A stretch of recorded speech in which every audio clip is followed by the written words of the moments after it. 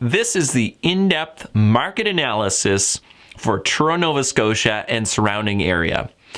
So if you've been wondering about what the real estate market is doing, this analysis is going to go into a few specific key numbers to help you be a more informed buyer, seller, or investor in this area. Now, a couple key metrics we're going to go through: new listings, days on market, average sale price, and months supply. All critical numbers to understand when you're buying, selling, or investing in a market. So first, new listings. November 2023, we were up 26.5% over November of 2022, but it was actually down year to date. So when there's more houses hitting the market, usually that means we're going to have a drop in the average price. Now, as far as days on market go, November 2023, we were at 34 days on market, a decrease of about 12.8%. However, the average was about 33 for the whole year. So what that means is that the average for the year is pretty close to the average for November. So November was right on that trend line. Now, the reason that's so important is that if you are a seller probably shouldn't get too frantic about adjusting the price on their property if you've been on market for less than the average days on market for the area.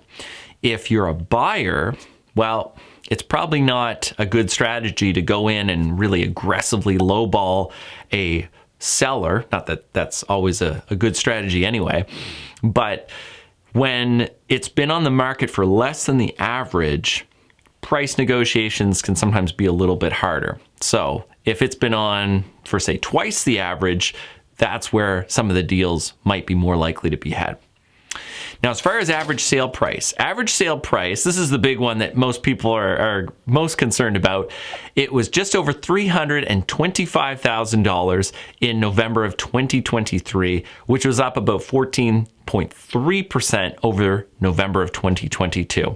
So fewer listings year to date, still a lot of buyers in the market, and that led most likely to the main reason why we had an increase in November's prices.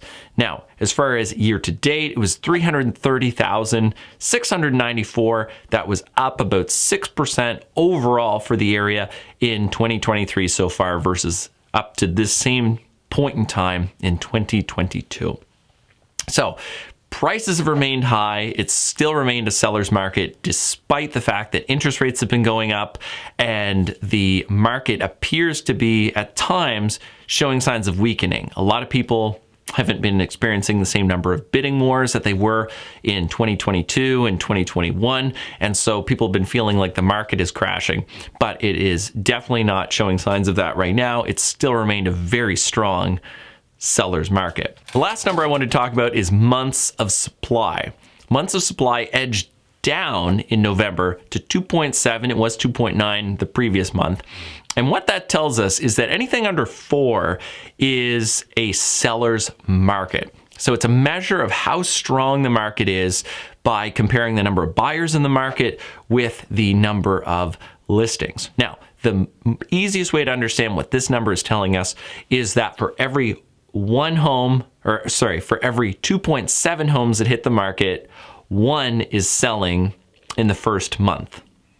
So if you are selling right now, it's good to keep that number in mind because your pricing strategy and how you get the property ready to hit the market can all influence whether or not you're that one home that sells out of those 2.7. Now, if you have questions about how any of these numbers are going to influence you when you're buying, selling, or investing in the upcoming year, check out in the description below for all my contact information. I'd be happy to help you. I look forward to chatting with you about how I can help you reach your real estate goals, and I wish you all the best in 2024.